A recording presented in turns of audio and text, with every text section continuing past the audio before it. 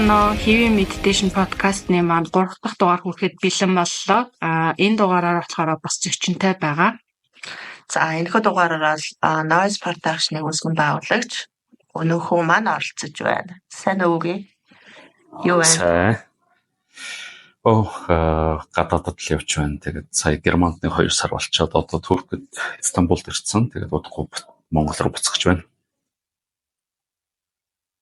За бид энэ дугаараар үгүйдээ бол нэлээд олон юм ярилцсан гэж төлөвлөж байгаа.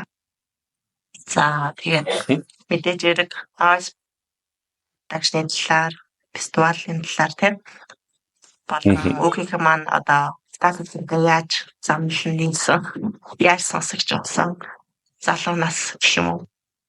Тэр талаар тэгээд маш олон нэг фестивал тоглолтууд үзэх үгүй маань аялдаг. Тийм болохоор бас яг метал одоо юу гэдэг соёл дэлхийд дахиад ямар хөө байгаа талаас маш олон гоё яриа өрнүүлнэ гэж бодож байна. За тэгэхээр эхлээд үгүй маань яаж яваад метал хөгжимтэй холбогдчихв те. За хэд онд багасаа одоо яаж сонсов, яаж эхлэв тэр талаар ярь. Яг одоо багасаа л хөгжим сонсдог гэсэн. Тэгээд бүр багтаа 5-6 настайд гэрт нэг кассетны хөгжим байсан. Тэгэл нэг кассетэн дээр Америкийн статус quo гэдэг хамтлагийн цомгол байсан юм байлаа. Тэгээд You're in the Army Now гэдэг тэр уус амар алдартай дуу байсан л да. Тэгээд тэрийг багтаа сонсож байсан. Яг хамгийн анхны рок дуу юм уу да. Тэгээд тэгтээ мэдээж нэг тухайн үед чинь нэг 5-6 та хүүхэд болохоор яг рок хөгжим энэ бол амар рок гэдгийг нэг сайн мэддэггүйсэн. Тэгээд тэгтээ ерөнхийдөө бол нэг ийм хөгжим гоё гэдгийг нэг анхны тэр тестийг авсан гэх юм уу да.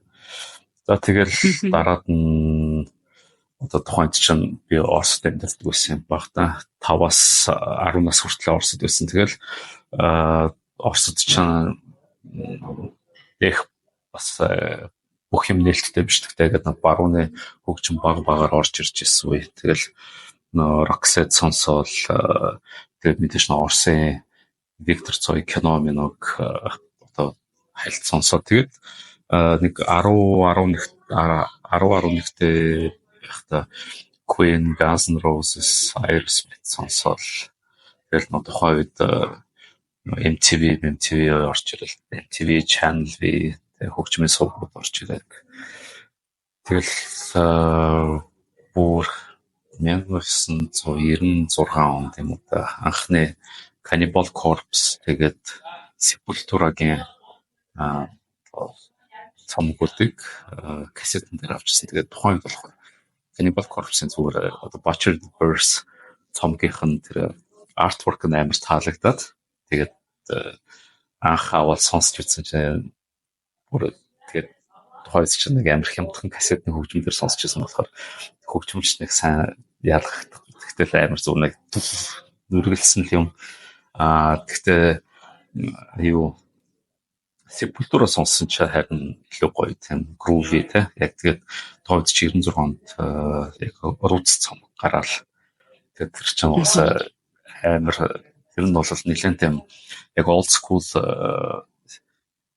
Sepultura чинь одоо илүү тийм death metal байсан болвол Roots-тэй болохоор илүү тийм groove thrash болоод тэгээд жоохон стил нь өөрчлөгдөд. Тэгээд яг тухайд чинь тэгэл тэр цомгийг сонсвол амар таалагдвал тэгэл ерөөсөө тэнцэн сахуулал би нэг яаж яагаад юм бүү Францын hard rock гэдэг нэг сэтгүүл бас олоод авцсан. Тэгэл тэрэн дээр Metallica одоо юу гэдэг тэгэл яг тухайн үеийн утаал хамтлагуудын бүх тэр постэр зургнууд бүх төрөө байдаг гэсэн. Тэгэл тэрийг хараад амар тэгээд угаасаа яг нэг Guns N' Roses Queen сонсч байсан болохоор одоо яг тэр рок хөгжмөс метал руу шилжихэд илүү амархан байсан. Энэ зураг хэдэн настай байсан гэсэн үг вэ? Чинь тэгэл яг өсвөрийн яг шилжилтийн насны хүүхэд байсан шүү дээ. 14 дэх. Тэгэл тэгж л сонсч эхэлсэн. Тэгээ яг метал хөгжим бол Одоо яг сандаг бол яг одоо тийм үедээ хамгийн анх одоо үзсэн тоглолт ямар хамтлагийн тоглолт байсан бэ? Монгол ч юм уу гадаад ч юм уу хамаагүй. Монголд бол яг одоо нэг хамгийн анхных гэвэл тэр чинь тэгээд нэг яг рок сонсож байгаа хүүхэд шүү дээ тий. Тэгээд яг хурдын тоглолт байсан болов. Хурдан тоглолт яг жисэн гэж. Тэгээ хамгийн анх тэр бодвол нэг хурд юм уу, Нисванис юм уу? Тэр хоёрыг л байсан баг. Тэгээ Нисванис ч хурд юм байна л да. Тэгээд бол тэр л хата. Одоо нөгөө нэг тэр үед хурд илүү одоо юу гэж нэг яг дөнгөж эхлээд удаагүй тий. Одоо яг ноолонд танигдаад удаагүйсэн. Тэгэл тэр чон мон гэл илүү спид метал маягийн дуунуудад дуулдаг байсан. Тэгээд дараад нь болохоор нөгөө соёлын төвөргөд нөгөө алдагт сонсохыг хориглоно гэл нөгөө Испанисын тоглолт шүү дээ. Тэр нь олон хүний ихний тоглолтоос яг хурд саас энэ байдаг хаа тий. Миний холны саас. Ер нь бол ер нь ч тэгэл би нэг яг юм 10 жилдээ бас тэгэл жоохон хүүхдийн хамтлаг эхлүүлгээл тэгээд ангаахын их сургуульд бид нар бэлддэг байсан. Тэгэхэд л одоо яг санахад чинь 8 дугаар анги байсан юм уу та. Тэгэхэд би Аясын салхийг сонсч байсан байхгүй юу? Яг нэг зүгээр гэхдээ Аясын салхийг дууг нь сонсч үзээгүй. Гэхдээ Аясын салхи гэдэг нэг юм метал хамтлаг байдаг гэдэг. Тэгээ сонсч байсан. Гэхдээ яг гэдэг нэг одоо Энзи ах махтай ерөөсө танилцж байгаагүй тухайн үед мэдтгэлээ.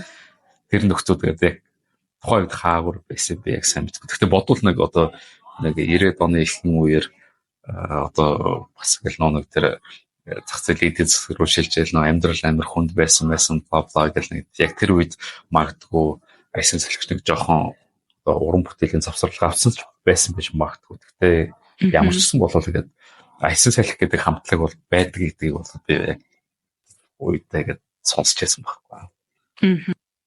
Тэгээд тэр үед нөгөө нэг юм кассетнууд бол сонсч байсан гэдэг байгаа шүү дээ. Тэдрийг чинь одоо хаанаас яаж олж сонсдог вэ? Яг тухайн үед чинь монголчууд Польш руу их явж 8 байдаг байсан. Тэгээд кассетнаас гадна одоо CD яг дөнгөж оруулж эхэлж исэн үе юм да.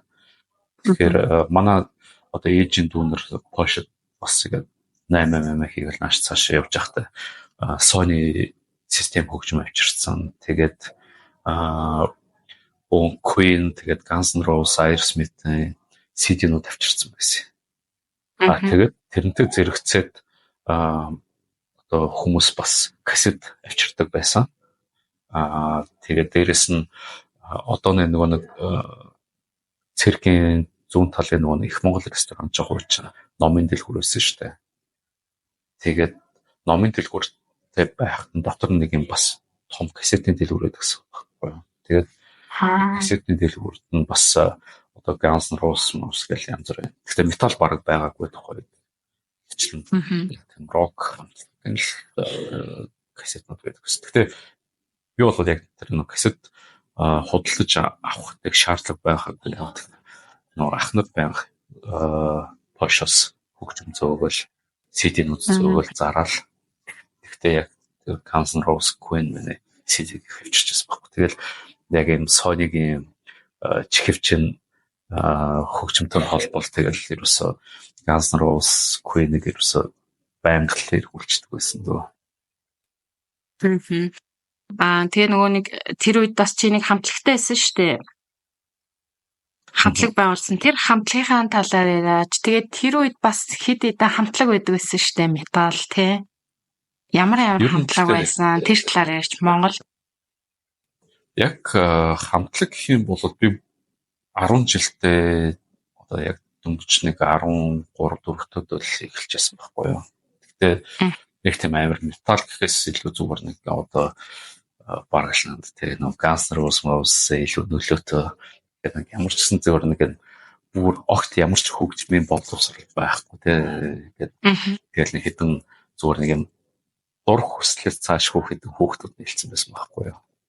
Тэгээд тэрийг одоо яг ер нь бол яг хамтлаг гэж хэлэхэд хэцүү л дээ. Зүгээр нэг хүсэл байсан. Санагч хөрөө. Номад центр чи юу лээ? Хэдэн онд лээ? Номад өмнө Мортус гэдээсэн шүү дээ. Тэг ерөнхийдөө яг 10 жилийн төгс өгч яхад одоо яг Мортус хамтлаг эхэлсэн байдгийг одоо тэн бас нэг 95 он юм да. Тэгээд Мортус ч одоо нэг булсараад байсан манай Батэрдэн бас гитарч одоо Германд байгаа. Штутгартад байдаг. Тэгээд сая бас Штутгартад очихдоо багитагаа уулзаа. Тэгээд бас нэг мэдээж Мортус багнасаа мэдээж тэгэл яаж тусалгүй яах вэ? Тэгээд Мортус болохоор ийм байна. Яг тухайн үед болох дээр Мортус ч байгуулагдахад бид нар нэг одоо нэг Мэднес хамтлаг ба штэ. Тэ Мэднес хамтлагч одоо яг сүүлд ман талигаж гангман тэгэл тэр хэд нийлхээс өмнө чинь Мэднес өөрөө бас метал хамтлаг байсан байхгүй юу? Мэднес метал хамтлаг байсан шүү дээ. Тэгээд Мэднес болох тэр хөдөө аж ахуйн сургуулийн оюутнууд байсан баг шүү. Тэгээд бид нар яг одоо тэр чинь 14 5 дахь хүүхдэд хамтлаг эхлүүлэхээр чинь нэг туслах нэг ах нар хэрэгтэй ш нэг замчлах. Тэгээд яг хөдөө аж ахуйн дээр очиод тэгэл Мэднесийнхэнтэй танилцчихсан байхгүй. Тэгэл яг энэ сайхан авсан. Тэгэл одоо яг Мэднесээс чи ерөөдөө яг үндсэн анхны бүрэлдэхүүнээс бол зөвхөн сайхан л байгаа шүү дээ. Тэр метал байсан үеийн болох тэр шал өөр хүмүүс байсан байхгүй юу. Тэгээд тэд нараар ерөнхийдөө яг анхны замжилт гэсэн. Тэгээд тэд нар сайн багш байсан гэхээс илүү нэг хоёр бид нар юм битдэг уцаа нарыг сайхан хөөргсөн л дөө. Тэг хөөргсөн. Тэгэл Мортус тэгээд уран бүтээлтэй юм. Яг тухайд тэр нүүн төрч байгаа анхны л одоо нэг experience байгаа шүү дээ. Яг нэг одоо метал болоо гэдэг. Тэгээд сүүлд одоо бид нар яг Cannibal Corpse, Benediction бүгдөө илүү одоо death metal дуртай. Гэхдээ ингээл бас хажуугаар нь Creator сонсдог, thrash metal нэлээд сонсдог. Тэгэл яг анхны юм гэдэг чинь илүү өөрсдийн юм зохиохоос илүү cover тоглолдог ч юм уу тэгэж нэг эхлээд халдаг. Тэгтээ яг гэл нэг Benediction, Cannibal Corpse, Morpse-ын дуунуудаас яг cover хийжсэн. Тэгэд яг тэр үедээ зэрэгцээд одоо нисгээс болохоор нисгийнхэн чаа айдас гэж хамтлаг гарч ирсэн байхгүй юу.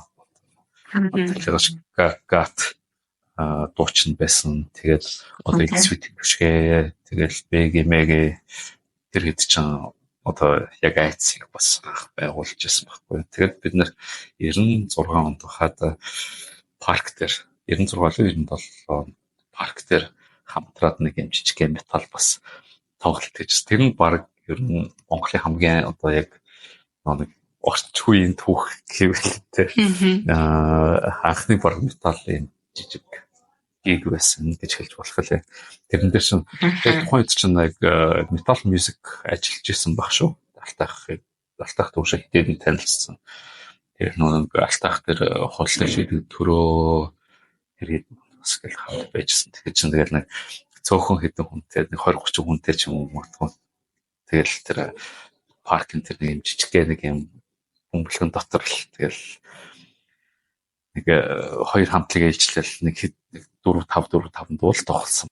Тэгэл тэн дээр чинь тэр савж маавал тайзан дээр нь үсэрч тайзан дээрээс нь үсэрч мүсрэл тэгэл нэлээд галзуурсаа. Тэр үеийн л яг одоо тоглолт хамгийн анхны метал миний хувьд одоо яг өөрсдөө тахан тоглосон өөрсдөө оролцсон тийм тоглолт болсон. Баах нэг ярьжсэн штэ. Хавч нөлөө хар ямар хамтлаг гэлээ. Нэг тийм хамтлаг байсан. Тэрийг яад хүмүүс дурсдгүй юм гэд яриадсан. Хавч нөлөө. нэх одоо бодвол нэг дурсагдахаар зүйл болов гэдэггүй одоо яг миний хувьд тийм. Тийм. Тэр нөгөө Тэр гаатахын би мэдхгүй учраас гатон хамлаа штэ. айц Айц тэрний чинь аратан гэдэг дуу лөө. тийм одоо нэг тэд нар чинь санаад тэр бол одоо яг бүр тэр дууга бичүүлээд радиогоор хүртэл зарцж байсан байхгүй юу? болохоор Сидэн дээр бичсэн хойшлоор сонсчихсан.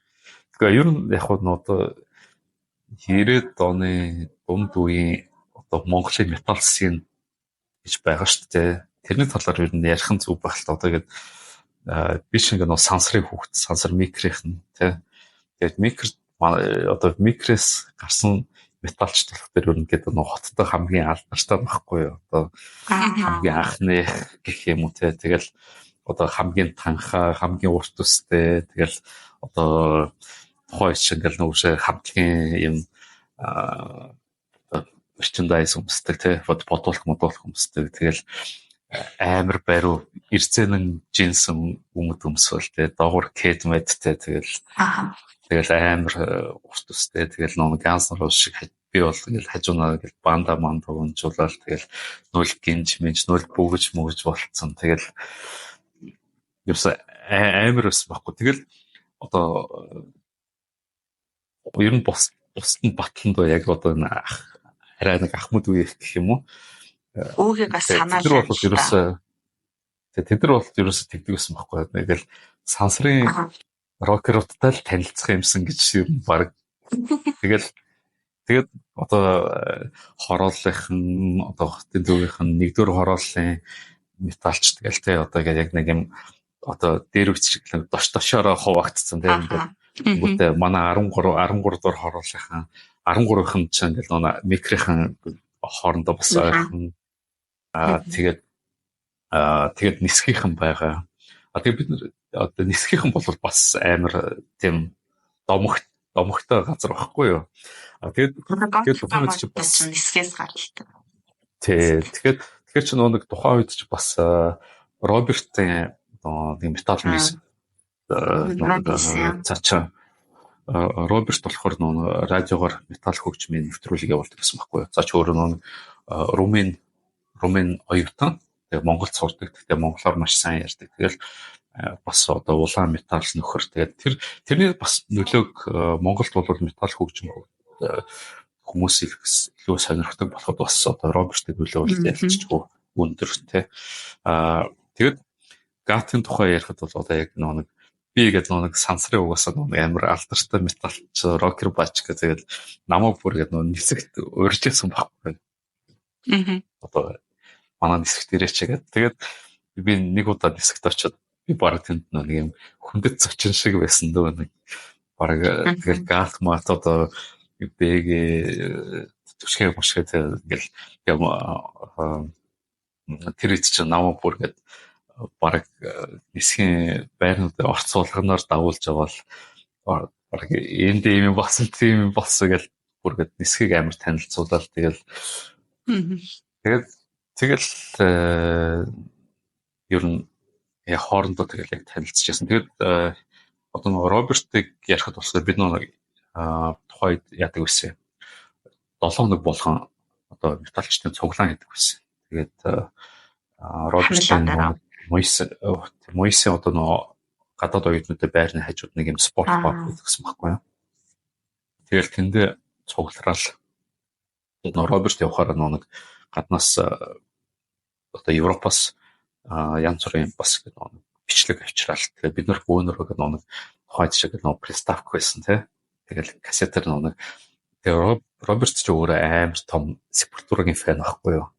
Тэгэл бид нар яг нэг тэр чинь баг 40-50 одоо хотын энэ тэмдээс гэл нэг радиогийн сонсдог. Тэгэл нэвтрүүлэг сонсдог металч ч ингээл цуглараад нэг газар цугларангуудаа гэдэг яг тэр амралт өдөр болгоноор гэдэг цуглараад тэр бичлэг үзэл шин дуунуудыг сонсоод тэгэл хоорондоо танилцал тэгэл тэгэл одоо нэг пивтэл яригдсан.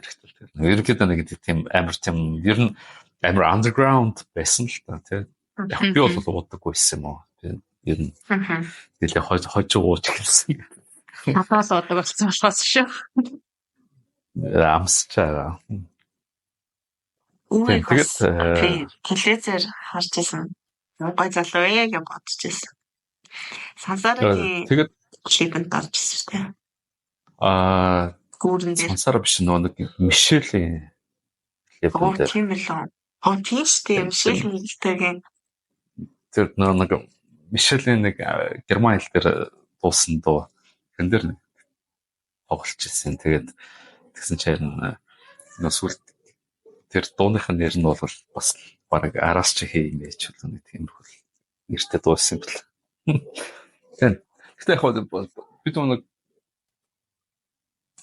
зүр ерөнхийдөө нэг бас одоо яг миний багнаас ярих юм бол зүр эргээд очиод би яг өөрөө яаж бас хөгжимтэй холбогдсон бэ гэхээр нэг би 5 настайгаас 10 нас хүртэл Оросд амьдарч байхдаа би 2 дугаар ангиас 5 дугаар анги хүртэл би найрал дуулдаг байсан байхгүй юу.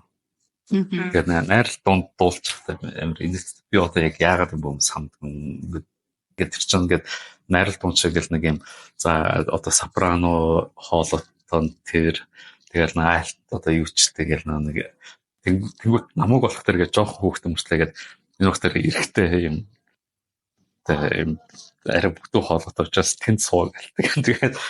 Тэгэл багтаа яг тэгж бас хоорт дуулж ирсэн юм шүү. Найрал дууныг бас найрал дууны дуучин байсан юм байна. За тэгэл би нэг багасаа тэгэл хөгжимтэй холбогдсон. Гэхдээ яг хэзээч яг мэрэгжлийн төвшөнд бол ерөөсөө яг үзэж байгаа. За тэр үед ингээд сонсчоо тий. Вау, ёо энэ то бүрстэй нэр амар гоё ёо гэд баг ингээд өвдөө амар таалагдчихсэн нэг дуу чи санал болгооч. Чамдаг яг анх чамайг хөдөлж оруулсан дуу гэх юм уу? Ингээд эсвэл одоо яг тэр дууг сонсохоор чиний одоо яг юм таалагдсан хөөхд нас ч юм уу? Ер нь гэхдээ нэг юм баггүй юу. Би тэгж боддог шүү дээ. Одоо ингээд нэг 93 4 он мон гээл одоо тэр чинь яг хөгжмийн хувьд орохтой амар уналттай байсан байхгүй одоо ялангуяа метал хөгжмийн хувьд амар уналттай байсан. Тэгэл нэг илүү метал гэхээс илүү нэг 90-ад оны ихэр чинь hair metal буюу нэг юм Poison ч юм уу Cinderella ч юм уу Mötley Crüe, Bon Jovi гэх нэг юм дандаа pop дуутай тий. Нэг уянгийн хайр марын тухай дуусан тийм хамтлагууд байж байгаа л тэгээд тэр чинь араас нь grunge rock орж ирж байгаа байхгүй юу. Тэгээ grunge rock гэдэг чинь тэгэл нэг Nirvana, Soundgarden, Stone Temple Pilots, Pearl Jam, Alice in Chains. Тэгээд тэр дунд нь бас нэг юм завсар тэр үе байсан. Одоо мэдээж ингээл нэг 94 он одоо Smells Like Teen Spirits тэгэл биш 94 онд хамгийн анх тэр Radiohead-ийн тэр Just гэдэг дууг сонсч байсан. Тэгэл тэр мөрийг сонсоод бас хоо гэл. Тэгээд тэр чинь ингээл айж мажмар яг гэл метал хөгжим рүү ялч оруулж байгаа байхгүй. Яг цэвэр метал дээр бол бараг л юу юм дөө. Яг анхны тэр Sepultura-гийн Roots цомог те. Үнэхээр намайг Sepultura ч юм болгосон байхгүй. Тэгэхээр би тэрнээс өмнө одоо юу гэж хүмүүс гээл нэг амир би Iron Maiden сонссон, Manowar сонссон, Metallica сонсоод одоо гээл металд орсон гэх юм. Миний хувьд бол тийм байгаагүй. Илүү хөнгнөөсөө шууд огцсон хүн рүү орсон гэх юм уу? Наад сонсож байгаа. Стафж болоо орсон. Тэр үед тэгэл нөө Sepultura-гийн Rata Machata, Roots Bloody Roots тэр цомог нь угаасаа тэр чигээрээ солиотой юм чам. Яг санал болох юм гэвэл одоо тэр цомог нь бүхэлд нь санал болох юм шиг. За тэгэхээр Sepultura бол ер нь хамгийн дуртай хамтлаг байсан биз дээ тэр үе те. Яг метал хөгжмөлөө орсон. Мм. Би бас яг энэ нөгөө үг хэлсэн чинь Sepultura-гийн энэ Roots Bloody Roots гэдэг байгаа штэ. Энэ нас яг би нөө хамлаа гэдэг баг гэсэн. Тийшээ орох болгон тэр энэ дуу буцаад нэг. Ер нь би ингээл ороход л дандаа явчихсан. Тэр дуу юм бас нэг юм хоёр явдаг гэсэн. Тэгвэл бод энэ бас яг тийм юм дурсан сануулж байна.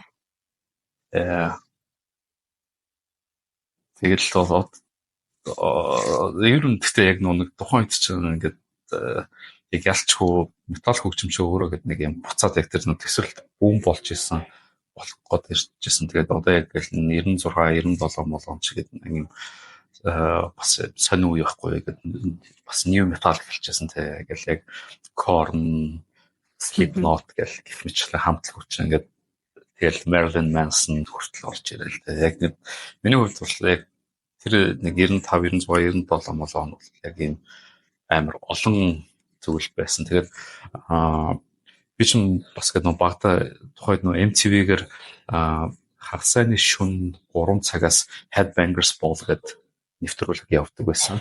Тэгэхээр хагасны шөнө болгон ингээл 3 цаг хүртэл ингээл хүлээж байгаа. Тэгээд би нэг Prestacon дээр кассетэн дээр клипнуудыг бичдэг байсан байхгүй. Тэгэхээр чинь бас ингээл нэг Beavis and Butthead-ийг үзэл тэгэл тэр Headbangers Ball-ийн нэвтрүүлгийг үзэл тэгэл тэр үрчст бүр 9 шидийн хамтлагийг явж байгаа юм чи тэр нэг одоо Tiamat одоо тэгэл old school металууд тэгэл мэдээж нэг Pantera, Slayer ерөөсөө ямар ч цензургүй явдаг гэсэн. Тэр үеийн яг MTV бол илүү гоё байсан л та. Тонтой нөгөө үсэн штэ. Тэр гурван цагаас юм ч маш ч юм хизэнч. Тэр үед нь үсэн юм байна. Чубас сапай. Нойр хоолой хасаалаа. Яг бүр нойр хоолой хасан байж үзсэн. За тэгвэл бүгдээрээ Sepultura-гийн нэг дуу сонсъё төхөө. Чи ямар дуу санал болгох вэ? Roots одоо Sepultura-гийн Roots Bloody Roots дууг нь санал болгоход ямарс хамгийн анхны одоо бүр нэлээд нөлөөлсөн хамтлаг нөлөөлсөн дуу.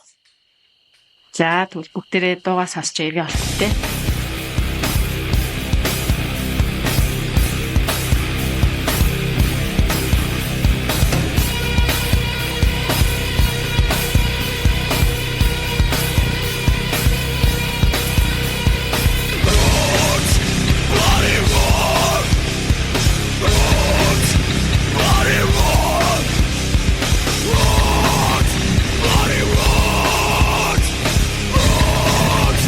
Bloody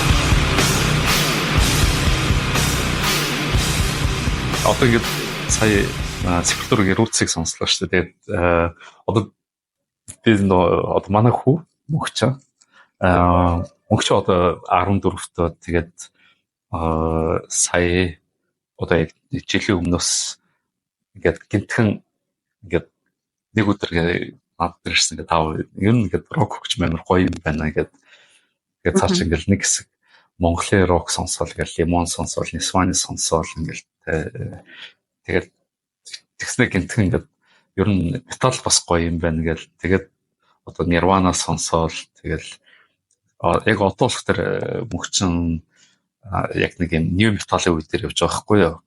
Korn сонсож जैन. Тэгээд сүүлийн үед болох тэргээд саяхан утсаар ирсэн чаа нөө Vengeance гэл нөө утгаачлаа гоё хамтлагийн мэрч захих өгсөн чи Deftones захисан. Тэгээд одоо яг энэ Deftones тэгээд Sepultura 2 ярихад яг энэ Sepultura-гийн дуун дээр Roots дээр гудамжаар гээд алхаад ингээд явж байхдаа Max Cavalera нэг цагаан подолк өмссөн гэдэг байхгүй юу. Тэгээд тэн дээр гээд нэг Dickies гэдэг нэг компани гэдэг шүү дээ. Хувцсны ажлын хувцсны. Тэрний Dickies гэдэг тэр логон дээр нь Dickies биш Deftones гэж бичсэн байдаг байхгүй юу. Тэгээд Max Cavalera яг тэр подолкон дээр Deftones-ийн тийм бичгтэй Deftones-ийн merchandise өмссөн байдаг байхгүй. Тэгээд мөнгөч надад тэрийг хэлээд би тэгжэж мэдсэн. Ганцаарсан. Харин тэгээд мөнгөч тэр подолкын бас өмссөн байлээ өөрөө холоод. За тэгвэл одоо ингээд сүүл үед одоо зөндөө олон гоё тоглолтууд үзээд явсан да. Гоё гадны тэр гоё фестивалуудын талаар, гадны тэр метал соёлын талаар яриач. Тэгэд хамгийн анх үзчихсэн ер нь том тоглолт ч бас юу байсан бэ? Том тоглолт. Ер нь яг гадаадынхаас гэвэл би өөрөө авчирсан баг илүү юу байх шүү. Тэгээ яг гадаад хамтлагийг Монголд авчирч өөрөө үзсэн хамгийн анхны яг гадаад хамтлаг болсон. Тэгээд ер нь одоо яг noise-ийн талаар ярих юм бол noise чан 2014 онд гэсэн энэ жил ер нь 10 жил болж байгаа байхгүй юу. Намар хийн. Тэгээ энэ талаар хэдүүлээ бас дэлгэрэнгүй ярина байх гэж бодож байна. Тэгээд Германы одоо Defeated Sanity яг энэ technical death metal хамтлагийг Монголд авчираад тэр нь одоо яг хамгийн анхны одоо яг дэлхийн хэмжээний тэгээд бас юм death metal сценд нэлээд алдартай Монголд тийм хамтлагуудын нэгийг одоо үзчихсэн юм байна. Тэрнээс өмнө үгүй. За худлаа ирсэн шүү. Юу хамгийн анхныхтай. За би одоо нэг юу зүгээр одоо нэг эргэж 2003 онд би Америк руу явсан байхгүй юу. Тэгээд 2003 онд Америкт очичоод би Америкт очиод хамгийн анхныхаа одоо яг жигэн тоглолтыг үзсэн. Тэгээд би тэгэхээр яг дарааллын сайн санахгүй. Би ямар ч Америкт болох тэр Америк байх хугацаанд би Deftones-ыг үзчихсэн. Korn, Limp Bizkit, Slipknot, Chimera, Fear Factory. Тэгээд миний яг явж хамгийн анхны одоо яг илүү тийм black metal би нэг Hypocrisy нэг орой штэ Children of Bodom нэгэд Nevermore нэгэд Children of Bodom тоглоод тэгээд Hypocrisy тоглоод тэгээд headliner нь болохоор Dimmu Borgir байсан. Тэрийг үзчихсэн. Вау замотэй. Үгүй зүгээр л тоглолт байсан, аялын тоглолт. Тэгээд би би өөртөө нэг Жоржиа мужид сурж байсан чинь тэгээд Атланта хотод тоглож байхад би очиж үзчихсэн. Тэгээ тэр Korn Deftones стайл яа. Тэр юу нь болох тэр Korn-ыг болох тэр би Нью-Йоркд үзчихсэн. Korn Limp Bizkit Korn-ыг нээжсэн. Тэгээд Korn Limp Bizkit хоёр тий. Deftones нь бас нэг тусгай тоглолт байсан. Гэхдээ миний хувьд болохоор яг нэг бас жоохон харамсалтай нэг үзэж чадаагүй тоглолт юу байдаг вэ гэхээр би найзтайгаа Атлантад Static X үзэх гээд очсон чинь тэр чинь бүр машинаар гэнэ 2 цаг явж очдөг байхгүй юу? Миний байсан Athens-ийн хотоос Атланта руу 2 цаг явж чад. Тэгээд Static X үзгээ очсон чи үүдэн дээр нь өнөө өрөөний Static X-ийн тоглолт цуцлагдлаа гэдэг бич байсан. Йоо. Static X-ийг үзэж чадаагүй. Одоо нэг Wayne Static амьд байсан л үе. Тэгээд яг ийм.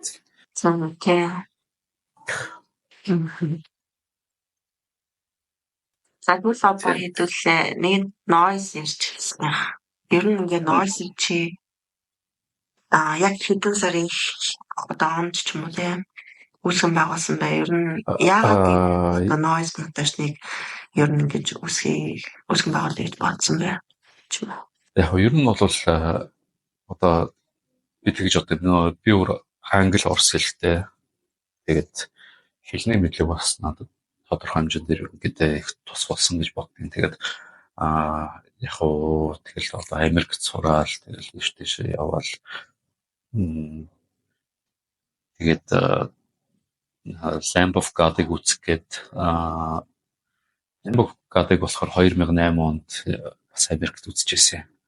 Тэгэл хятад руу 2011 бил 12 онд хятадд тоглоно гэхэд хятадд очиод Opet тэгээд Lamb of God-ыг бас үзчихсэн. Тэгээд ер нь тэгэл нэг тэрнээс хойш болох тэргээд мэдээж ингээл нэг гадаадад болж байгаа амар том метал фестивалуудыг мэдээж л сонсч байгаа шүү дээ. Тэгэл одоо Vacuum гэдэг Summer Breeze болдог юу ч бол ингээл ингээд амар олон фестивалууд. Тэгээд ингээл нөө улс болгоно нэг өөр ингэсэн метал фестивал та.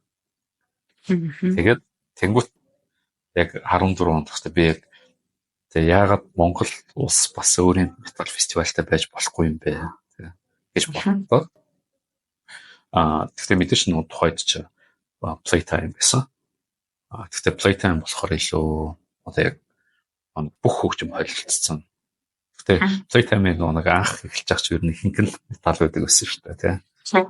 Сөрнос уусаа. Тэгээд тэнгуут нэг 14 оноос болох тэр яг энэ Playtime-аас яг бас яг цэвэр юм метал фестивал үүсгэн байгуулъя гэж бодвол тэгэл ерөнхийдөө зориглол хийсэн. Тэгээд анхны чинь 2014 оны 11 сарын 14-нд байдаг баг шүү. Тэгээд тэн дээр чинь анхных дээр чинь бас Канадын Монгол гэж хамтлаг ороод тэгээд 9-ээр тий. Тэгээд анхныхаас бол өстой алдаатай оноотой амар их юм сурч ирсэн. Гэхдээ анхныхд миний хувьд хамгийн гоё тоглолт байсан санагддаг шин. Гэхдээ анхных амар их фейлчихсэн. Зүрхий бас тэр хөшгний цаанд тайзны ард бол зүгээр бүр fuck гэж явчихсан. Тэгээд яаж ч тэр чинь анхных ямар ч бэлтгэл байхгүй тий. Тэгэл нөө бөмбөр тоглож байсан чинь нэг Мартины хальсан цоорч байгаа байхгүй. Тэгэхэд Мартины хальс байхгүй цайлгсан. Тэгээд тоглолтын дундор өөр газар очиж дахиж Мартыг олж молж байгаа шүү дээ. Oh my god гэнэ. Тэгэл бэлэн байхгүй л юу ч болж байна. Төсөөлөл болохоор гэл одоо яг чинь за энийг Монголд одоо ийм олон метал хүн байхад одоо яг л нэг тэр чинь билет нэг 10-20 мянга баггүй бараг нэг тухай үед тий. Тэгэл амар цаг 1000 хүү үзэх болов гэж баг нэг 200% хүрсэн үгүй ирэл. Тэгэл мөнгө чалдаад тэгэл бөөртөө тий. Тэгэл энэ нэг юм нэлээ олон шатсан баха. Яа. Тэгээд жил алга хийх юм байна санагдсан. Одоо яг тэр чинь яг нэг ковид хүртэл бол яг тасралтгүй байсан шүү дээ. Тэгээд ер нь бол яг цэвэр passion л та. Энэ хөгжмөд хайртай, энэ хөгжмийг хөгжүүлсэй гэж боддог болохоор л энийг хийдэг. Тэгээд гэхдээ одоо яг миний хувьд болох тэр анх noise хийж ихснээс хойш бол ер нь жил болгоо ингээд ахицтай явсан гэж боддог. Тэгээд чинь 19 онд Sepultura-г Монгол авчирлаа шүү дээ. Жишээ. Тэгэхээр тэгэл Marshall Sepultura-гийн тоглолттой гоё болсон. тэн дээр Sepultura дээр бол монголчууд хүртэл нэлээд олон зүйл сурсан байх гэж бодлоо. Хөгжмийн дууралт гэрэл нэр бол бүр галз байсан шүү дээ. Тэгэл яг ямарсан эргэжил зүгээр одоо нэг яхад эргэжил Sepultura-г дахиж Монгол авчрах байхаа. Noise нөгөө нэг лого гэхүү нэг юм мангас нэг юм аргатай юу. Баатар уу те яг тэрний талаар тэр ухтар одоо нэг мэдээж гэл ямар ч хамтлагч юм уу скол гэдэг нэг фестивалууд өөрсдөө гэсэн нэг юм одоо маскоттай байдаг шүү дээ тий. Фак нэх юм бол одоо юм бох байгаа тий. Тэгээд тэр шиг би ухтар яг нөө тийм зомби гэсэн мөртлөө юм Монгол баатар байх. Эсвэл тэр одоо нэр нь нөхдөд зом баатар гэж үсэн байхгүй юу? Тэгээд Зомбатар болохоор яг одоо манай найз Хиско Хиското би ярилцж байгаад тэр надад нэг иймэрхүү санаа байна гэдэг. Тэгээд цаашаа ерөөдөө яг энэ Зомбатрыг зураад тэгээд яг хамгийн анхны тэр 14 оноос эхлээл тэр зомби тэр Монгол баатар гарч ирсэн байхгүй юу? Тэгээд тэр нь бол яг нэг жил болгон одоо яг энэ артворкийн хийдэг нь болохоор манай Хиско хийгээд тэгээд постэр дээр ерөнхийдөө Хиско Апо 2 яг ажил өвдөй болтол бүх энэ Noise поструудыг хамт Хиско Апо 2 хамтарч хийсэн. Тэгэхээр Noise маань одоо баг 10 жил шүү дээ. Тэгээд Noise 10 жилиг болох тэр хийнэ. За 10 жил дэх одоо үйл ажиллагаан дээр ямар нэгэн төлөвлөгөө юу болох вэ гэсэн зүйл.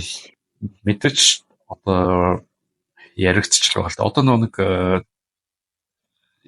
яг альва юм хийхэд одоо нэг бэрхшээл гэж байдаг шүү дээ. Тэгээд мэдээж нэг монголчин өөрөө яг энэ Аз ТV нэг улс одоо хэдийгээр газар нутаг том ч гэсэн хүн ам зөөтөө тий.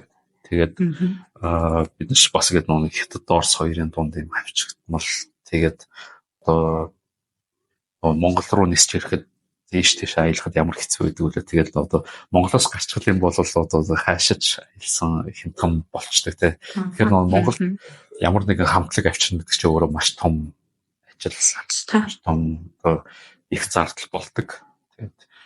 Тэгэхээр тэр бүхний одоо яг хамтлагуудыг Монголд авчрах замыг нээхийн тулд би одоо яг энэ үндсэндээ 10 жил ажиллаж байгаа байхгүй юу. Тэгээд би одоо яг одооны байдлаар нэг 20 гаруй ерөнхийдөө нэг том жижиг хамтлагуудыг авчирсан байгаа юм байна л дээ. Одоо яг нарийн тоог нь гаргаагүй л да. Тэгэхээр одоо бас нэг хүмүүсийг одоо тэрийг бас ойлгосоо гэж бодлоо л да. Яг нэг одоо Noise-ийг зохион байгуулж хахад нэг ямар нэгэн гадаад хамтлаг авчрахаар Монголд болохоор би гэдэг нэг билет нь бараг нэг за $10 ч юм уу те нэг зарч хахад те тэр нэгэл хятад руу гараад солонгос руу гараад тэр билетний үнэ ерөөсөө л дабл трипл болчдөг байхгүй одоо ингэ хятадд би нэг зовж иш нэг 40,000 төгрөг гэжсэн хамтлагийн билет чаа хятад очингуудаа л зүгээр одоо бүр хэдэн жилийн өмнө шүү дээ. Монгол мөнгөөр л ботлон л нэг хамгийн одоо бүр early super early bird нь л хэл 80,000 100,000 байдаг гэсэн байхгүй. Тийм шүү дээ. Тэгэхээр ч ингээл нэг яг ясаа нэг Noise-ийг яагаад ингэж хийгээд бас нэг шалтгаан нь болохоор хүмүүс яг энэ тоглолтыг үзэж сураасаа тэгээд худалдаж аваад ороод сураасаа ороод тэгээд тоглолтыг одоо яаж үздэг те. Яг дээр үед бол ингээл баг нэг тоглолт үзэх нэг архич болцдог гэсэн шиг бол те. Тэгэл тэр нэг хамтлаг нь хөрхөнд тайзан дээр нухаал байна. Тэнгүүд дооруулах дээргээл хүмүүс нь зүгээр тэгэл цаваал, архитал, зарим нь гатаа тамхилал тэгэл яг нэг юм соёл нь амар нэг бүрдээгүй. Тий бас осоо дарамтай харьцуулахад. Тий харьцуулахад амар тийм түүхий байсан. Тэгээд яг зэрэг бүдүүлэгч юм шиг тий. Тий бүдүүлэгч. Тэгээд одоо болохоор ерөнхийдөө бас хамаагүй сайжрал дээрж байгаа л да. Тэгээд яг боддог байхгүй ингээд тэрний нэг юм гашуун түүхийг ярих юм бол одоо яг жишээ нь Мардюкийг авчих байхгүй юу. Мардюк хамтлаг гэдэг одоо тухайн UB Palace тоглож байсан. Тэгээд нэлээд том заал. Тэгэхээр ч ингээд тэр том заалын таламж дүрхгүй тий.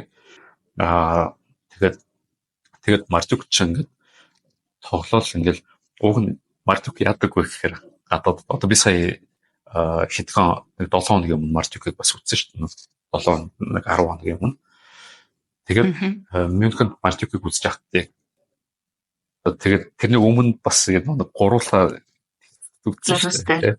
Тэнцэн series дээр үзээд тэгээд Мардюк яадаг вэ гэдэг тоглож дууссан юм шиг болоод ингээд нэг тайзнаар ингээд цаашаа оронгууд хүмүүс ингээд Мардюк гэж тэгэл ойрлолоо ингээд алга ташаал ингээд тарахгүй тэгээд тархгүйгээл алга ташингууд тэгэл нөгөө анкор болол те дахиж тавьсан дээр гарч ирэл нэг дахиж нэмэлтээр гэдэг баг бонус юм шиг те нэг 2 дуу мод булчиж тэгэл жинкнээсээ тайзнаас гээд бууж байгаа байхгүй. Гэсэн Монгол гэсэн яг тэг нь байх гэж одоо Мартюк их орсон чи манайхан бүгдээр тараа явцсан байхгүй. Тэгээд Мартюк 2 дуу нэмэлтээр дуулах байсан ууган сет листэн дээр нь байгаа байхгүй. Чи манайхан бүгдөө тэгэл дуслаа гэж бодвол тараад бүгдээ алга болсон чинь. Тэгэл ямар Мартюк нэг хоосон заалан дээр гарч өөртөө өөртөө нэг алгаа ингэж байгаа юм шиг гарч ирэхгүй шүү дээ. Тэг гэх мэтчлэн ингээл манайхаа яг тэр нэг ерөөсөө урд нь юм гадны хамтлагуудын тоглолт тэр болгон болж байгаа учраас одоо тоглолт үзэж сураагүй гэдэг ч юм те яг тийм жоохон юу байна.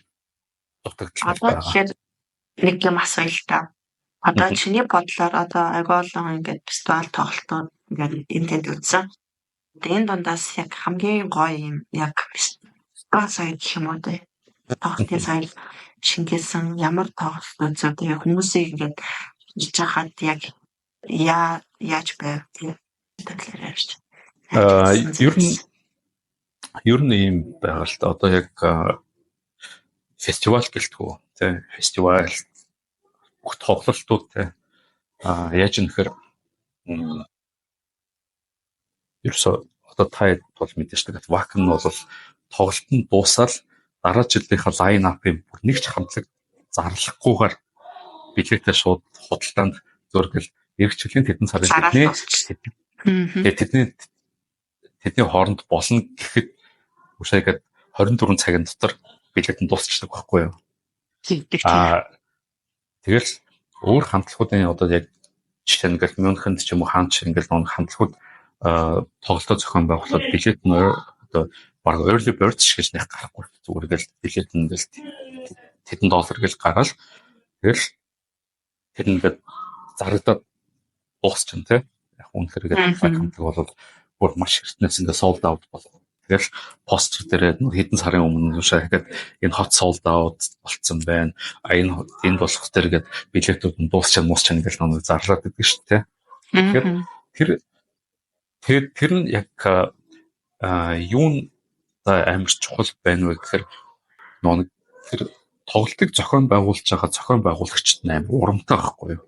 Би ингээд яг тэгэхээр би өөрөө эрсдлээ тэ одоо нэг бичсэн ямарсан алдагдaltaгүй байх юм байна. Тэгээд нэг тодорхой хэмжээнд бас нэг хүмжиж авах ашиг хийчмээр байна гэдэг ч юм те. Тэгээд нэг зарагдсан юм дээр чи би бэлтгэл хийхэд илүү амар байхгүй.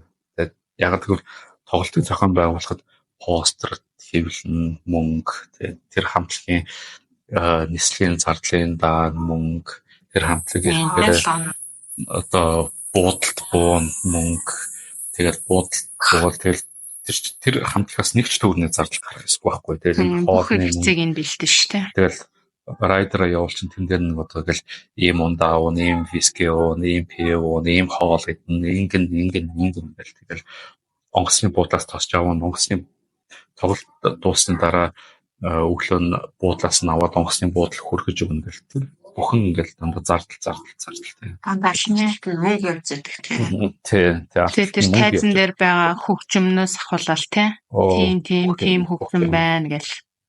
Тийм. Чинь одоо миний хувьд бах тэр яг тэр хүндрэлүүд нь жишээ нь юу байсан бэхээр одоо сепультурыг зохион байгуулах гэж байгаа жишээ нь нэг technical writer явуулчих штэ. Тэгэхэд би үгээд Улаанбаатар хотод байгаа тийм. Улаанбаатар хотод байгаа гэж ер нь Монгол улсад байгаа бүх хөгжмийн компаниудтай яриад ийм гэрэл өрн, тийм гэрэл өрн зарим нь ерөөс олдохгүй байхгүй. Тэгэл гитарын ийм ампаар тоглох тэр амп нь байхгүй. Заавалчгүй ийм бөмбөрөөр тоглох тэр бөмбөр нь байхгүй. Тэгэл заавал нөгөө хамтлагтай зөвшөлтсөл одоо Монголд бол яг үнэхээр энэ байхгүй байна гэх тийм. За энийг бүр орлож болох уу гэл тэгэл тэр чинь амар бэлтгэл байхгүй. Тэр үзлээ хөгжим нэг удаа нэг тодорхой хэмжээний нэг юм билет нэг мөнгөөр төлөөл тэгэл тэр цаг заваар зарцуулаад тэгээд мэдээж мөнгө төлж байгаа юм жууг нь гоё л тоглолт үзмээр байгаа байхгүй.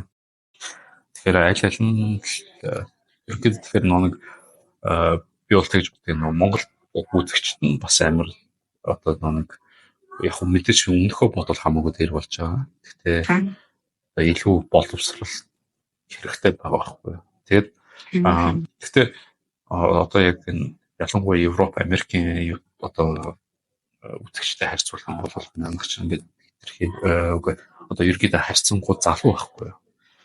Би одоо ингээд адилхан Мюнхен Cannibal Corpse тоглолтыг үзэж байхад тэгээд Cannibal Corpse ер нь гэхдээ яг Европт амар нийтлэгтэй гэдэг яг ихэнх тоглолтууд дандаа гэл нэг юм үзэж байгаа нь дандаа гэл баг 50-50-аас дээш насныхан юм шигтэй нэг бүргээл хамгийн залуу нь баг нэг 30-д 40-д тэгэл тэрнээс дээш тэгэл бүр баг манай ээч хүмүүс шахуу яваал тэгэл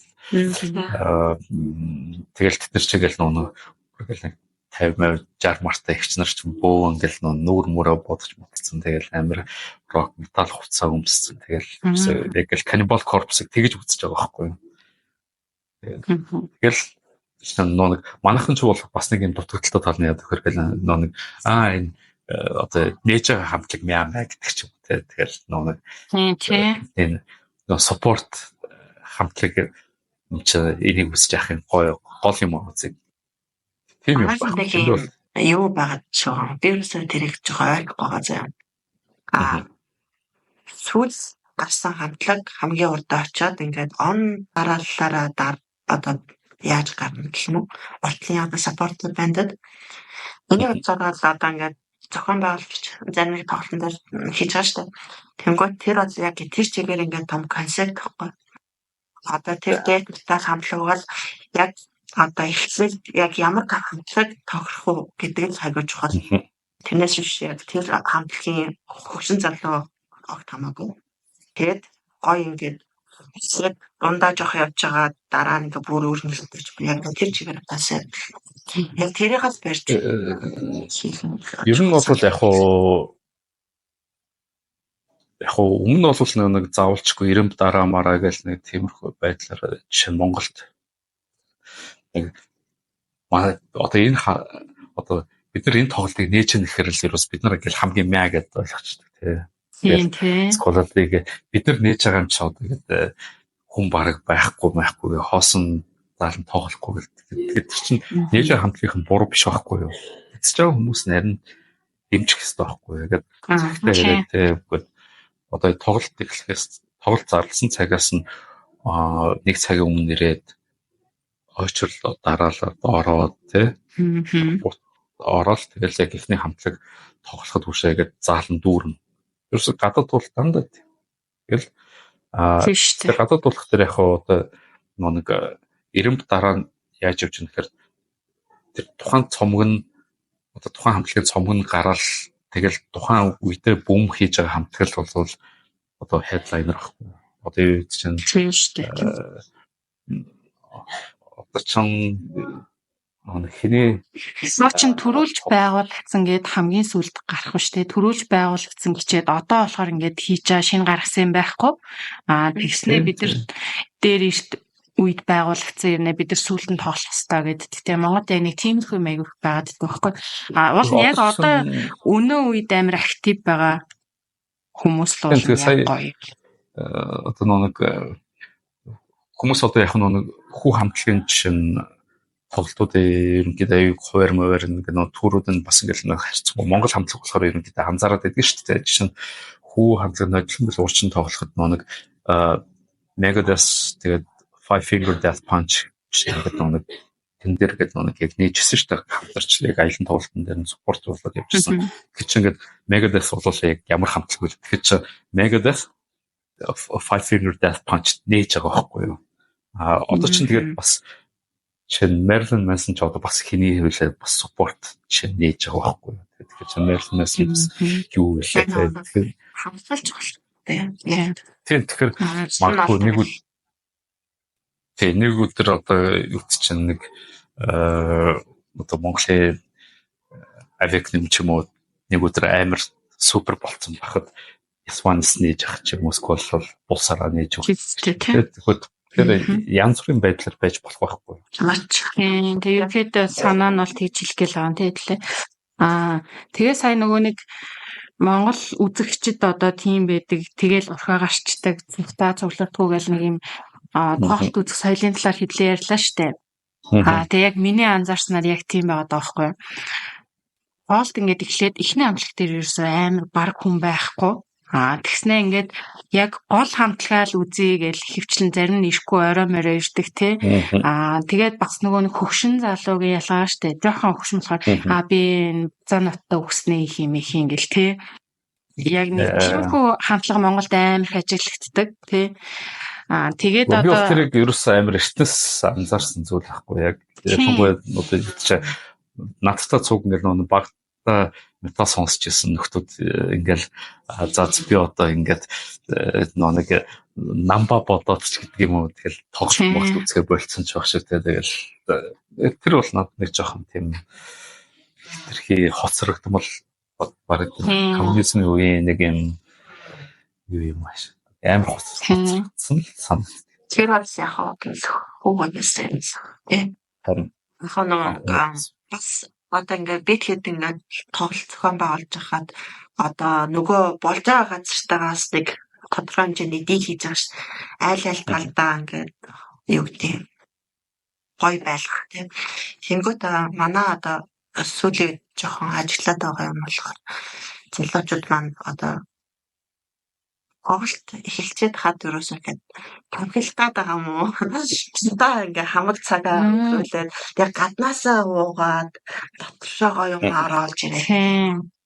Тийм. Ер нь бас ингээ манай сүүлчид жоохон тийм хавцтай байх хэрэгтэй. Ганц өдрийг яг тэр Мардокийг дуусан гут нь бүгд тараал явцсан гэж байгаа шүү дээ. Тий.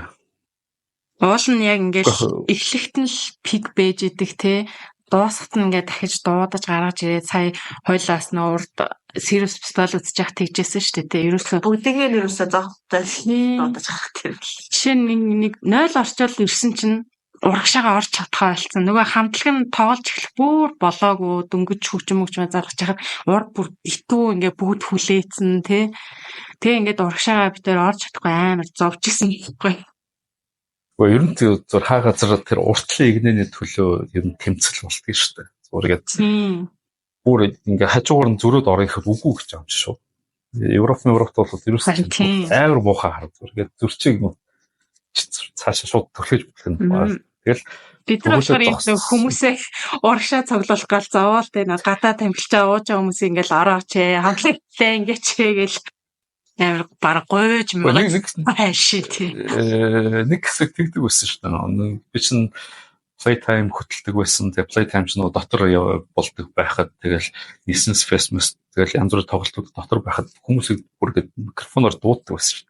За одоо ороод хамтлаг тий. Тэгээд гэхдээ ер нь яг хүмүүс бол нэг зүйл ойлгох хэрэгтэй байхгүй. Одоо яг Монголд одоо би жишээ нь би ч юм уу эсвэл өөр хин нэг ингээд иймэрхүү юм хийж байгаа л тэгэл нэг өдрөл залах шүү дээ. Тэгээд би ер нь хэний төлөө юуны төлөө ийм юм хийгээд байгаа юм бэ? Одоо тэгэл дандаа ингээд алдагдaltaа ч юм уу ингээд энэ байх орон байхгүй. Ингэж хийхээ оронд үгүй надад бол зүгээр ингэхийн хооронд би зөв өөрөө гадагшаа яваад зүгээр дуртай тоглолтоо үзээд дуртай фестивалаа үзээд ингээд амраад тий тэнж агаад юм зүм үзээд ирсэн надад илүү амар байхгүй уугна.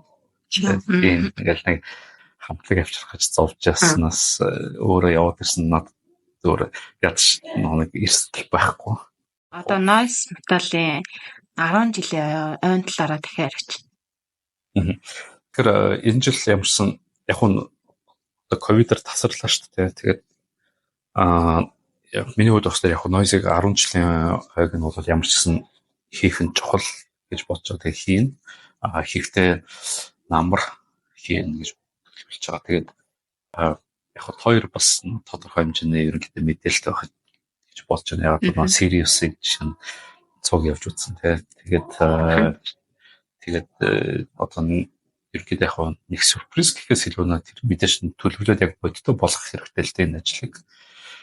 Ярьж байгаа зүйл нь болохоор ерөнхийдөө serious одоо тэр фестивалийн бүрэлдэхүүний тэр чигээр Монголд авчрахаар яригдж байгаа. Тэгэхээр хятадтай хамтлагууд байгаа. Тэгээд serious дээр дандаа оног том headliner хамтлагууд ирдэг шүү дээ. Тэднээс авчирна. Тэгээд бас ерөнхийдөө 11 сар март амар хамтлагууд бас яригдаад бүр эхэлсэн байгаа. Тийм. Тэгэхээр 10 жилийн болвол яг 5 нь одоо ерөнхийдөө 5 сард багтаагаал байна уу 6 сард ерөнхийдөө гарчна. Тэгээд эртнээс хэлэхэд одоо ямар ч билеттэй бол нэлээд хэсэг худалдаанд гаргана. Тэгээд бас зарим хүмүүс мэдлэг багт нэг лакримозаг ярьсан. Лакримоза бас ерөнхийдөө 11 сард гэж яригдчихэж байгаа. Тэгэл ерөнхийдөө тэгэхээр баг одоо нэг 10 жилийн ой хүрээнд гэх юм уу. Тэгээд ямарсан хэдийд тоглолтыг зохион байгуулчих тийм төлөвлөгөө бол хүсэл бол байгаа тийм. Яа, за 11 сард гоё юм болох нь дээ. Манайхан тэгээд бүгдээрээ идэвхтэй оролцоод ихтгэн тасалбараа аваад тий гоё бэлтгэлтэй аваа. 11 сард би нэг хүмүүсийг одоо нэг одоо зөв хүмүүсийг энэ уриалахад зөвхөн надад тэр биш дээ. Яг одоо би бол ингэж бодъё яг одоо юмыг ойлгоход маш амархан байхгүй юу. Би заасаа би энийг хийхэ боллоо гэж амархан. Тэгээд гаднаас одоо яг энэ хамтлаг ялангуяа юм том хамтлагуудыг авчрах тал дээр нэг би өөрөө тэгж бодно одоо магадгүй тухайн үед би өөрөө зориглоод энийг хийгээгүй бол өөр хинч үдээ болтол хийхгүй байх магадлал өндөр байсан. Тэгэхээр би энийг цаашдаа унгахгүй тулд те зур яг энэ noise-ыг бас метал сонирхч маань одоо дэмжээсэй гэж бодож байна. За тэгэхээр 11 сард маш метал хор гоох юм баха. Ихтэй гараа. За тэгэхээр одоо 5 сарын 11-нд болохоор Норвег бас нэг хамтлаг ирж байгаа. Тэг. Тэгэхээр Норвегийн одоо яг Blood Red Throne гэдэг хамтлаг ирж байгаа. Тэгээд Blood Red Throne-ийн талаар ярихад бол одоо яг үнэхээр одоо маш том хамтлаг байхгүй. Одоо яг нэг бас Европын Cannibal Corpse гэж ойлгож болно. Яг Норвегийн 25 жил тоглож байгаа. Тэгээд одоо Норвегч мэдээж нэг black metal-аараа илүү алдартай шүү дээ. Тэ одоо яг хамгийн анхны одоо яг одоо бүрсүм Норвегээс гарсан хамтлагууд тэгэл Mayhem нэг дандаа мангасууд байгаа шүү дээ. Тэгээд тэрнтэй бас холбоотой байсан тэр анхны одоо тэр Emperor Members гэдэг энэ хамтлагуудын гишүүдийнх нь энэ байгуулсан хамтлаг байхгүй юу. Тэгэхээр одоо бид нар бол бас нэг юм дэлхийн хэмжээний том хамтлаг ерөнхийдөө үүсгэх гээд Монголд ирэх гээд байгаа шүү гэдгийг бас хүмүүс мэдээсэй гэж хүсэж байна те. Тэгээд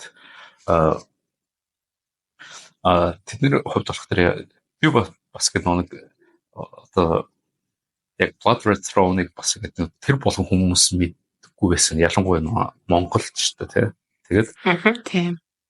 Тэгээд би ингээ сая гэдэг наашаа гэдэг одоо Германаас наашаа гэдэг Турк руу гэдэг явах замдаа гэдэг Болгар бас хэд металл дээр хүрүүдээр ороод яг тухайн тэр газрынхаа яг энэ металл одоо нэг промоутер те яг тэр одоо бас олон жил яг энэ тухайн газрынхаа металл систем дээр одоо ажиллаж байгаа тэм хүмүүстэй бас аз сурахад таарлаа.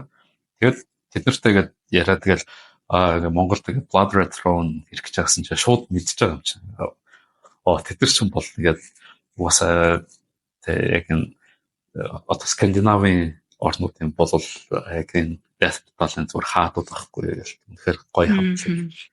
Тэгэл үнэхээр гоё хамтлаг үлээ цомгуудын сонсч үзсэстэй. Гоё л. Бүгдээ сонссон. Би бас яг одоо энэ подкастыг дэлгэмдүүлээд тэгээд энэ подкаст чинь мэдээж одоо тоглолтын өмнө гарах гэж байгаа подкаст тийм. Тэгээд бас нэг гоё сюрприз хэлэхэд чамаар хоёр маань бас мэдчихэж байгаа. Тэгээд ерөөдөө Metallica хамтлагийн одоо 35 жилээ баримтат кино хийх гэж байгаа. Тэгээд тэр баримтат киноныхаа хүрээнд дотор мэдээж гэдэг Монголоос Metallica-гийн фан олж бас нэг юм нэвтрүүлэг хийх гэдэг ерөнхийдөө холбогдоод байгаа. Энэ Blood Red Throne-ы тоглолтын дээр бас яг анхныхаа зургийг авалтыг ууланд хийн гэж төлөвлөл яваад байгаа. Тэгээд хэрвээ тэн дээр болохоор биос гэдэг нэг Монголын металлчд олуулаа юм маа гэдгийг бас үзүүлмээр байгаа. Тэгээд тэгэхээр нэг одоо хэлэх гэдэг санаа аль болох олон хүн үзээсэй гэж хүсэж байна. Тэгээд одоо урьдчилсан юугаар Blood Red Throne-ы билетийг 100,000 гэсэн. Тэгээд TicketX дээр болохоор 130,000 гэж байгаа шүү дээ, тий. Тэгэхээр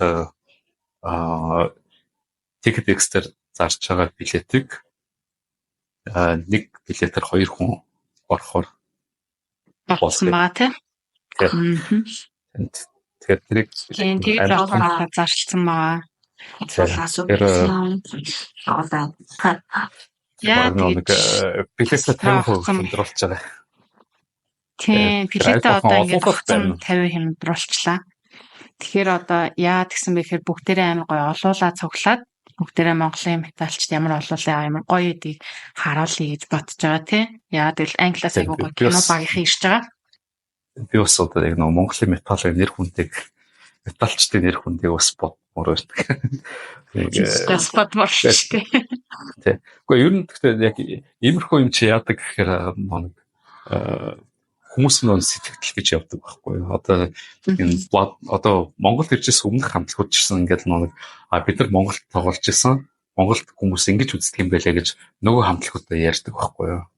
Тэгэхээр тэнгуут тийм үү бид нар ч гэсэн Монголд очиж үзмээр байна гэл тэгэл холбогдол тэгэл дараагийн одоо 18 онд төлөө. Тэгээ 18 онд Vader авчирч ирсэн шүү дээ. Vader Hate Thigh Disease. Тэгэхээр чин тэд нар ч гэсэн одоо тэгэл би нэг хэдийгээр одоо тэр тоглолт дээр би хэлтэй байсан ч гэсэн тэр хамтлагуудыг аль болгон гоё байлгахыг хичээгээ тэг гоё байлгаад тэгээд ерөнхийдөө дахиж ирээ гэж бас ярьж байгаа. Тэгээд бас нэг тэр хэлсэн чинь энэ жил бас гоё сюрпризүүд байгаа. 19, 10, 11 сар март том хамтлагууд яригдчихэж байгаа шүү. Тийм. Тэгээд зон нөгөө Flea Time дээр бас Defave, Vomitary 2 ирж байгаа тий.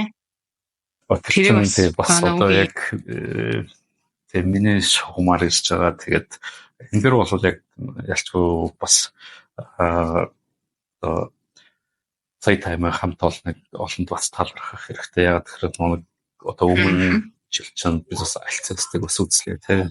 Тэгэл энэ жил Death Heaven-ыг авчирч Jain, Vomitary-г авчирч जैन. Тэгэл чинь Death Heaven-ыг одоо урчин жил бас Германд очиж үзээд те та яадаг Монголд өрмөрэн гэл тэгэл нөгөө бүх контакт юм цомоос солилцоод тэгээд тэгж ярьсны эцэст яг 2 жилийн дараа ирж байгаа байхгүй. Уг нодлын ирнэ гэж байгаа. Тэгээд нодлын ирээгүй ч болсон юм байлаа ер нь. Тэгээд бас тусдах байсан. Тэгээд нодлон ярьсаар байгаа. Тэгээд бүтээгүй. Тэгээд энэ жил Playtime үнэхээр бүтэн жил ярьж иж тэгээд энэ жил баттай болох ч. Тэгээд Playtime дээр амжсан Death Heaven байгаа, Vomitory байгаа. За тэгээд 5 сарын 11-нд ирэх одоо Blood Retro хамтлагийнхаа талаар жоох ярих гэж бодож байна. Яг л сайн мэдгүй хүмүүс бас зөндөө лээ. Тэгэхээр нөгөө нэг мэдгүй хүмүүстэй жоохон мэдээлэл үргээд энэ хамтлагийнхаа талаар хэдлээ сайн ярих гэж бодож байна тий. За тэгээд би бас нэг жоон судлаа л да. Тэгээд энэ хамтлаг нь болохоор 1998 онд байгуулагдсан. Яг нэг жоохон мэдээлэл өгье гэж бодлоо. Дүүд болон Chort гэх юм одоо тийм Emperor гэсэн. Энэ хоёр болохоор ер нь анх 98 онд энэ хамтлагийг байгуулсан юм лээ. Дүүд нь болохоор одоо бидний мэдих Satyricon гэдэг хамтлагт бол гитарч юм байсан. Одоо 96-аас 99 оны үед одоо Satyricon-ы line member байсан юм лээ. Энэ Дүүд Chort хоёлаа. Тэгээд тэгж явжгаад хамтдаа ер нь энэ хамтлагаа байгуулъя гэдэг өөрсдийнхөө яг юм нэг хамтлага байгуулсан гэж. За тэгээд энэ анхны цомог нь болохоор нэг юм цустай байдаг штэ построн тий. Энэ болохоор яг нөгөө хамтлагийн гишүүдээ өөрсдийнх нь яг цус байдаг юм лээ. Тэгээд энэ анхны цомгоо гаргахтаа бас яг нөгөө Society Kit гэдэг нэг юм бокс гаргасан. Тийм дотор нь болохоор ингээд цомог нь байгаа. Тэгээ нэг юм пиретик гэх юм уу тий. Фразер тийм байсан. Тэгээд постэр нь байсан гэж байгаа байхгүй нэг тийм цөөн цооны тийм гоё бокс гаргасан юм лээ. Хэд оных вэ? Энэ болохоор 2001 онд. Окей. Hammerhead Records-тай хамтын цомгоо гаргаад тэгээд ийм бокс бас гаргаж ирсэн юм лээ. Би ер нь ингээд Norway гээд бодоход дандаа ингээд black metal хамтлагууд тийм байхгүй. Тэгээд ер нь ингээд стандарт ингээд боцчихсан нэг death metal зайхаа Cadaver байна. Ер нь тэгээ өөр одоо яг санаанд орж ирэхгүй л л та. Тэгэнгүүт би тэгэд болохоор яхав манай одоо сонсогчдод мэдхгүй байгаанаас аргагүй гэж бодчих. Яагаад гэхээр яг ингээд Norway гэхээр яг black metal тийм тий. Тэгээд энэ хамтлагч юм бол бүр 98 он одоо яасан бил штэ. Байгуулсан. Анхныхаа суурьаар байгуулагдсан. 10 жил 10 альбом гаргацсан. Тийм студи 10 альбом гаргасан. Тэгээ сая 2024 онд болохоор 11 дахь альбом гаргасан. Nonagon гэх тийм. Nonagon. Тэгээ тэр цомгийнхоо одоо айлын тоглолтыг хийж байгаа байхгүй Ази орнуудаар. Эхлүүлсэн байгаа. Сая хэд хоног юм өчигдөр болов юу Сингапурт тоглосон. Тэгэл Хинээс өмнө болохоор өөр Европ тоглож байгаа. Тэгээд Аз явж байгаа шүү. Би тэгж ойлгосон. Тэгээд нэг юу явж байгаа байхгүй юу? Бас Азад ирж байгаа нэг шалтгаан Hammer Sonic фестивальд тоглох гэж байгаа. Тий, Hammer Sonic чинь Индонезид болоод байдаг үл юу лээ. Тэгээд Hammer Sonic-ийн өнөөдөр болж байгаа. Өнөөдөр маргааш болж байна уу? Тэгээд өнөөдөр маргааш болж байгаа нэг headliner-ууд нь болохоор Bangkok байгаа шүү. Тийм шүү. Нэлээ бол Suffocation эсэн, Create Love Suffocation байгаа. Тэндаатлсан тий. Тэр ч гоё фестивал болж байгаа хаа. Тэгээ ер нь болох одоо яг нэг түрүүн бас хол ярьсан шүү дээ. Одоо яг хүмүүс Норвег гэхээр black metal гэл төсөөлдөг тий. Гэхдээ ер нь бол яг энэ Скандинавын орнууд байхгүй одоо яг энэ хоошо хойд яг энэ Европт ви хойд Скандинав орнууд байгаа шүү дээ. Одоо Финлянд, Швед тэгээд Норвег байна. Тэгээд энэ чинь нэг яг чинхэн том Европ одоо яг метал хамтлагууд гарсан байхгүй. Яг death metal гэх юм бол одоо Göteborg death metal гэдэг бүр тусдаа одоо өөрчлөлт дууралттай стилтэй байгаа. Тэгэл одоо ер нь яг энэ бас яг энэ метал хөгжмийн өөрийн түүхээр нь ярих юм бол одоо нэг байтугай подкаст хүрэхгүй шүү дээ. Одоо яг жанр болгоноор нь ингээл тэгээд манай хоёр маань бас гэдэг нэг одоо байж байгаа нэг юм сэдвэрээ гэдэг уулзалтууд гоё үдшилгүүд хийдэг шүү дээ. Тэгээд яг цугларалтууд.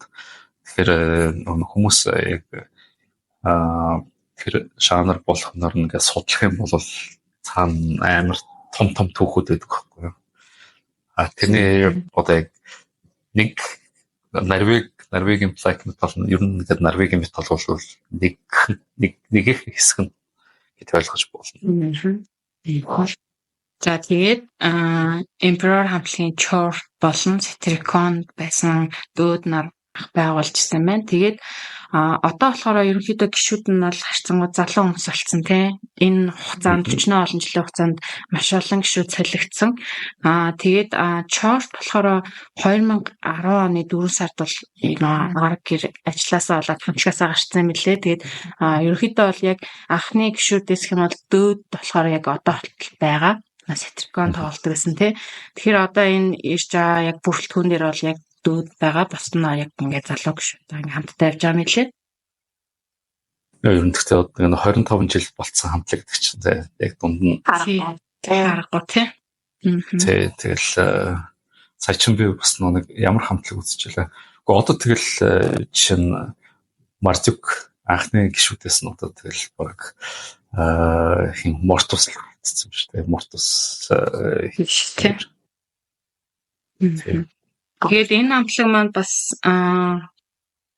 2010 оноос бас зөндөө олон хамтлагуудтай хамтдаа аялан тоглолтод явжсэн мэлээ. Нөө Dimo Borgor, Enslaved, Down of Ages, Crave гэд зөндөө олон хамтлагууд дээр юм аялан тоглолтууд хийжсэн мэлээ. Одоо болохоор яг би дас аялан тоглолтоо Аз орнуудаар хийж байгаа тий. Тэгээд ер нь бүх цомгуудын сонсноо. Яг ямар цомог. Би бол яг амжаагүй. Гэхдээ ямар ч нэг YouTube дээр байгаа бүх клипүүдийг ерөнхийдөө үзсэн. Ер нь бараг л бүгдийг сонссон. Тэгэхээр надад бүр анхны альбомнууд амар таалагдаад байгаа. Сүүлд бас ялаа. Ер нь гэхдээ анхныхын альбомууд нь болохоор илүү нэг яг old school-аар явж байгаа. Та яг сүүлийнх нь бас нэг сүүлийнх нь болохоор рифүүд нь илүү тийм groove болсон тийм. Одоо тэр нэг юу нээр таалагдсан. Яг энэ ноног нь өөрөө бас айгүй гоё болсон. Энд 11 дахь альбом хийж юм шиг. Тийм, харин 11 хамгийн сүүлчээ. Тэгээд ноног нь амар таалагдсан. Тэгээд бас нэг видео клип байсан. Тэр нь болохоор юу вэ? Transparent existence гэх. Энэ амар гоё. Тэгээд энэ дээр амар олон нөгөө reaction хүмүүс видео хийдэг шээ. Тэрийг нь хийгээ тэгээд дундуур нь ингээл өөхтөөх нэрэл амар гоё амтлаг. Ер нь айгүй өөхтөөхтэй л амтлаг. Гоё амтлаг байлаа. Тэгээд энэ дээр нь сонсмоор. Тэгээд энэ Nonagon альбомаас нэг дуус сонсоод хэдүүлээ одоо энэ подкастд дуусгая. Тэгээд ярьцлагын төгсөл одоо үгийн зүгээс, noise-ийн зүгээс тий одоо сонсогчтой хэлэх үг байна.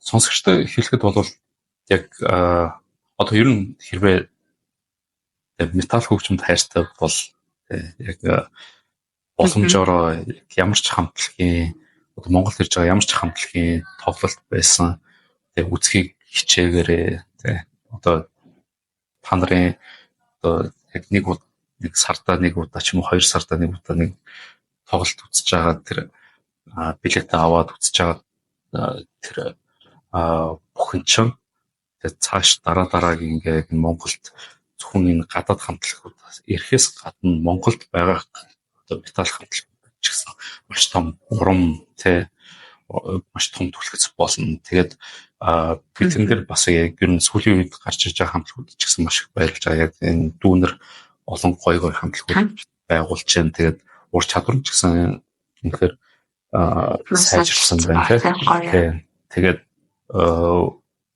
олон зүйлд сурч байна. Тэгээд энэ бүхнийг одоо яг энэ Монголд металл хөгжим байгаасаа цаашаа оршин тогтноос улам хөгжөөсэй гэж бодож ивэл те нэг удаа яг энэ тоглолт үзээд те дэмжээч те тэгээд хамтлаг болгоныг дэмжээч тэр зөвхөн noise гэлтүүд wake up-ыг үз, Nisnes Fest-ыг үз, Playtime-ыг үз тэгээд энэ жижигэн одоо нэг юм гоё тоглолтууд тэгээ их реглийн ивентүүд болдог. Тэгээ энэ болгон дээр очиод боломжоор очиод дэмжээч гэж хүсмээр байна. Тэгээд энэ Blood Red Throne-ы тоглолтын хувьд болох тэр энэ зөвхөн Blood Red Throne-ы тоглолтоос гадна энэ Metallica-гийн баримтат кино зураг авалт тэнд бас хийгдэн. Тийм болохоор аль болгон олуулаа байгаа ч тэгээд олуулаа байлгахын тулд юу энэ ticket-ээр зарагдж байгаа билетийг нэг хүн нэг билетээр 2 хүн орно. Тэгэхээр яа гэсэн үг вэ гэхээр одоо 2 хүн нийлээд мөнгөө нийлүүлээд билет авчихаа тэгвэл одоо 130 мянган шүү. Нэг хүний 65 мянган төгрөг бол 65 мянган шүү. Нэг 20 хүрэхгүй доллар. 10 идэх доллар шүү. Тэгээд энийг хэдүүлээ амжилттай хамт хийчих юм бол тэгээд цаашдаа илүү өшөө гоё юм цаашдаа гэдэг одоо хамтраад хийнэ. Ингэж би одоо бид 3 ангаараа хийж байгаа биш. Яг энэ билет авч байгаа үзэгч болгон энэ тоглолтыг зохион байгуулахад хувь нэмээр оруулж байгаа гэсэн үг. Тэгээд хэдүүлээ бас Noise Metal Fest 10 жилөө бас хамтдаа гоё хийцгээе. Тэгээд одоо Монгол улс Манданбаатар гэдэг шиг Монгол улсад металл бүрт Манданбаатарт сэргэг гэж хэлмээр байна.